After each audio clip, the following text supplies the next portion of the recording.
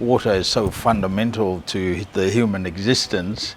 I am actually baffled as to why in this day and age, with all the knowledge that we have, that we're still not able to do better in terms of access to clean water and decent sanitation.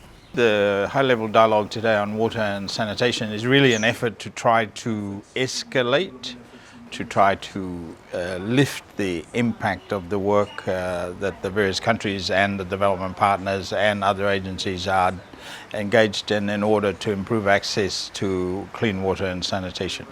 Sadly, our region is reportedly several times today the worst in the world in terms of access to water. Half the population have access to clean water, and even less, almost 2/3 don't have access to decent sanitation. And that's despite the fact there's been quite a lot of work done over the years. And the natural question would be why? And more importantly, what do we do about it that's new, that's different, that's effective? What we've done today is bring people together from different sectors, and that's important to point out that it's not just one sector, it's not just health, there's infrastructure and so on.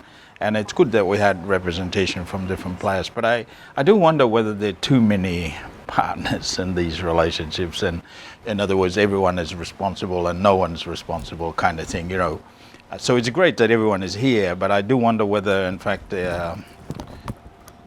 perhaps there's no focal point, there's no leadership, everyone is involved, everyone wants to do better, but we're not doing better because there's so many different players and parties to keep happy.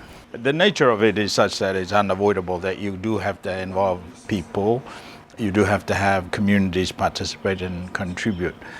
So we clearly need to do that. But from my point of view, one, it needs to be lifted up higher on the priority list of governments for investment. So we heard from the World Bank.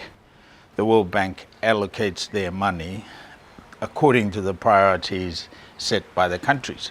So my first message will be to the Pacific members of the World Bank, please elevate water and sanitation when you're rejigging the priorities for World Bank funding, because at the end of the day, it's what the members say the World Bank will fund, first thing.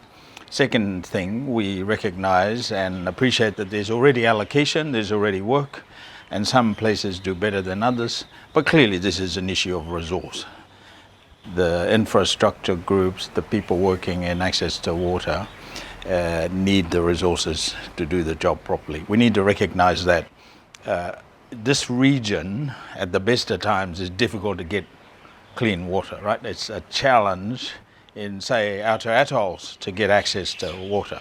So it's already difficult, and that means you need technical expertise, but you also need the money. You need the resources for people to do that.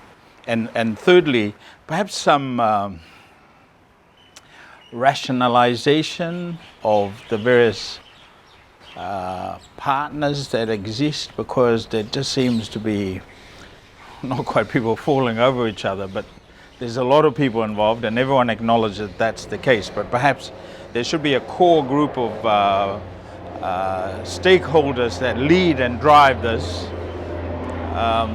but with a clear leader around setting some targets, setting some achievables that we then report back to one another that actually we've done something, because we tend to come together, we have a great talanoa, but then everyone goes home and carries on the way they've always done. So really for us, it's really trying to encourage people to think different, think new, think creatively. What do we do next? What's different? What's new? So that we can lift the number of people with access to clean water. I would like to see some really creative ideas come through from this, because it would be a shame to bring everyone together and we just repeat the same old, you know. It'd be good to get one or two, so every country in particular, every stakeholder gets one idea or two ideas from this that they take home and implement. That will be fantastic.